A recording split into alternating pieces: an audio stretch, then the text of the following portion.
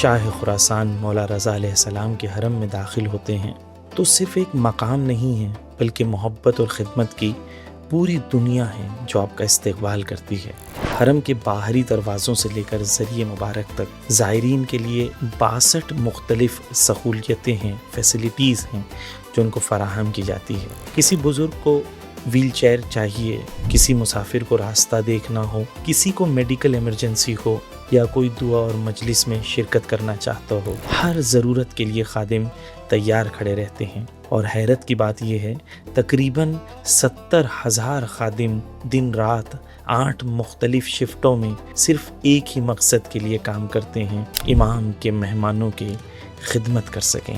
اس میں قرآن پڑھنے والے بھی ہیں، صفائی کرنے والے بھی ہیں، دروازوں کے نگہبان بھی ہیں اور زائرین کے جوتے سنبھالنے والے بھی ہیں۔ لیکن ان سب میں ایک ہی چیز مشترک ہے، یہ لوگ اس کام کو صرف ڈیوٹی یا جاب نہیں سمجھتے بلکہ یہ ان کے لیے شرف، عبادت اور محبت ہے۔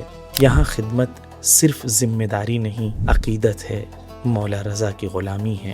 اور شاید اسی لیے امام رضا کا حرم صرف ایک زیارت کا نہیں بلکہ انسانیت، محبت اور خدمت کا زندہ نظام ہے۔